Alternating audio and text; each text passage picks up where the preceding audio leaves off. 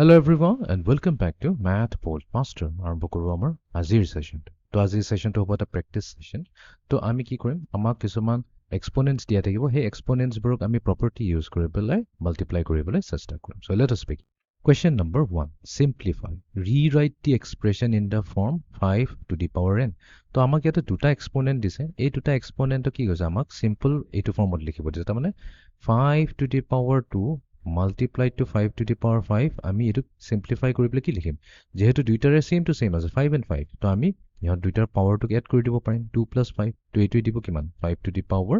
7 তো আমি ইয়াতে প্ৰপাৰ্টি এপ্লাই কৰিলো তো ইয়াতে আমি লিখিম 5 to the power 7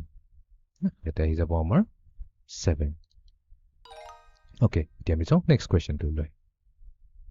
তো সেম প্ৰপাৰ্টিটো ইউজ কৰিম তো আমি ইয়াতে আমাক দিয়া গৈছে এক y to the power 6 আৰু এটো মাল্টিপ্লাই হৈছে y to the power 3 তো এটো হৈ যাব y to the power কি হৈ যাব 6 plus 3 তো আমি পাম y to the power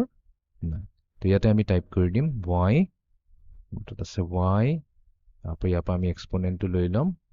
y এটো হৈ যাব to the power 9 y to the power 9 okay next question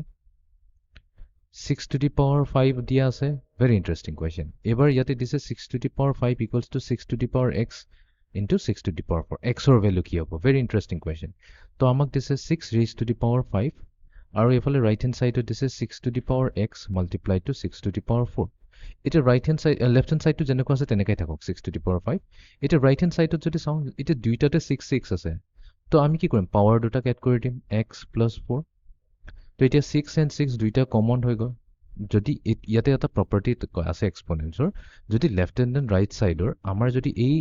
নাম্বাৰটো আৰু এই নাম্বাৰটো দুটা সেম টু সেম হয় তেনেহলে দুইটাৰে power exactly same to same হ'বই লাগিব তো তাৰ মানে আমি ইয়াতে কম যে 5 must be equals to x + 4 এটো হ'বই লাগিব ঠিক আছে এইটো তো তাৰ মানে x ৰ ভ্যালু কি হৈ যাব এতিয়া x যদি সলভ কৰো এই 4 টোক আমি লৈ যাম 5 ৰ পৰা মাইনাস কৰিবলৈ কাৰণে তো 5 ৰ পৰা 4 মাইনাস কৰিলে আমাৰ কি থাকিব 1 থাকিব তো ইয়াতে আমাৰ x ৰ ভ্যালু আহিব 1 okay next question yate 9 into 9 square dise okay very simple problem 9 into 9 square okay yate 9 or kitu power e nai to power jodi nai to ki etu ki 9 to the power 0 plus 2 hobo ni 9 to the power 0 plus 2 hole 9 square hobo like no